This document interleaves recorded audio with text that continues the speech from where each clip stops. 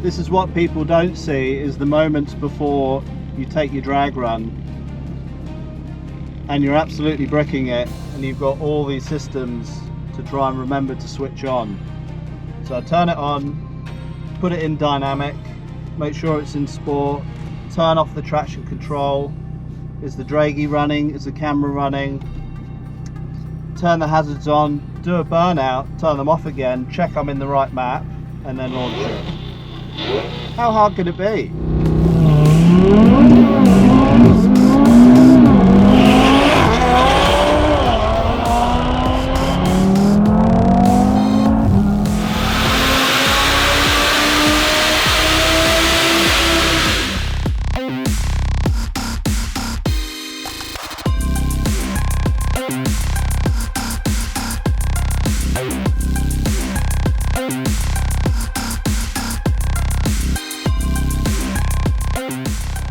Alex, this is a work in progress, you were saying?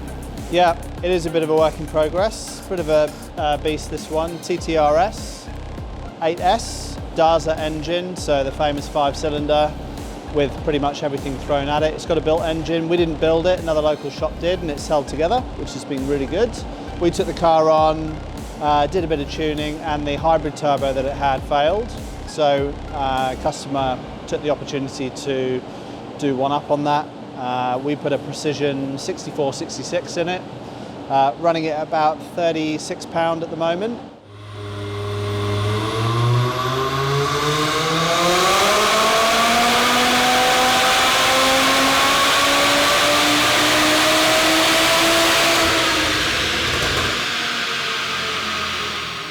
The car was here for a while we developed the kit around it, did some fabrication, so we're kind of like flushing through a few tanks of fuel. We've just put 1300cc injectors in, Haldex controller's gone in. It's obviously got the iROS Motorsport intake manifold, really nice bit of kit. And basically just going around the car and just making sure it's as bulletproof as can be for the owner. What sort of power do people put through these engines? Is it? It depends how you build them. I believe this engine has rods and pistons, it's got the valve train, so it doesn't have a sleeve, an aftermarket sleeve? No, it's not sleeved, it's still an alloy block, so yeah. That's probably the thing that's limiting it from having everything or a much, much larger turbo, but to be honest, I think... Does it really need any more It doesn't need it. It doesn't need it. The owner took me for a drive, he's crazy, it was way fast enough for me, and as a street machine it spools, so it makes it really fun and tractable. I think next he needs to focus away from the engine and start looking at, just doing a dyno run, and start looking at the wheels and tyres. We've got 20-inch wheels here. They've got P4S's on, which is great. But yeah, the thing's just lighting up. So I've got the Haldex controller in, we'll test that. But we've definitely recommended, you know, some 19 or 18-inch wheels, some better rubber, and really just enjoy it, drive it now, everything's done. So we do enjoy projects like this. They're quite complex, they do take time. But obviously the numbers speak for themselves. It's a pretty awesome bit of kit.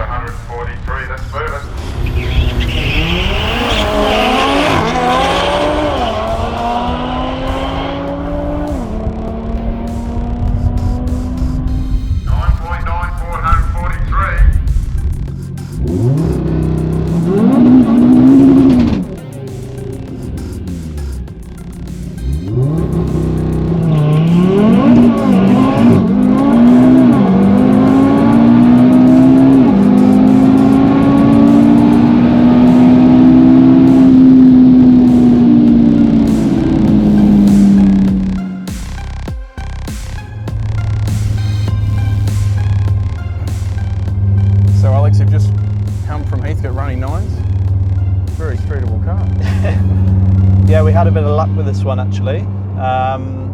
First outing in that environment, so we learnt a lot about launching and grip and our tyre combinations, and just watching the videos back as well, certain things that we picked up on that are definite improvements. But yeah, 9.8 on the day, it's the quickest car on the day, which was awesome. And just trying to get into the consistency of that. So since then we've done a little bit of development on this car, just refining the calibration as well. We're using a boost by gear solution as well now, which helps with traction down low. And yeah, it's still quite cold out, so grip is a bit of a factor, but as we come into the warmer months, I think we're going to have some fun with this, so quite excited. Great engines, make really, really good power, heaps of potential. Yeah, if you push them, a standard engine, you just, you know, it's an aluminium block, so you can't, you know, re-hone it. If you lose a rod, that's it. If you crack a piston, that's probably it. What can you make out of them without touching, say, the turbo, just doing light mods? On ethanol, about 370 at the wheels. Okay. Using the DS1 platform.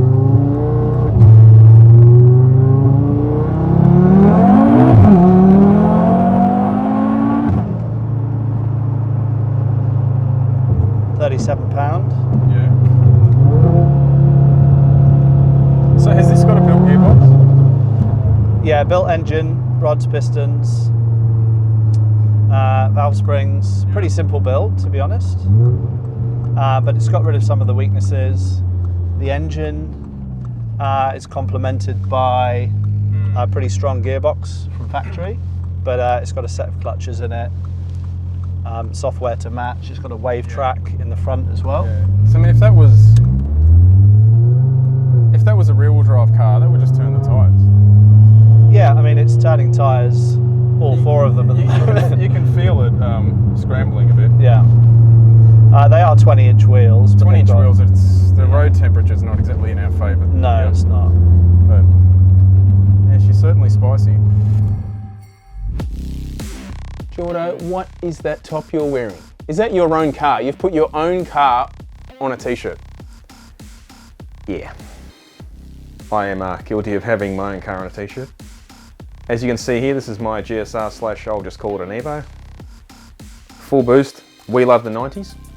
You know which one has sold the best? A Pulsar GTIR, and probably because you don't see GTIRs on tops too often. Mazda FD-RX-7 and a Toyota MR2 SW20 model. They are the current four I've done, and now we need to do more though. Actually, let us know what type of car you'd like on a top like that.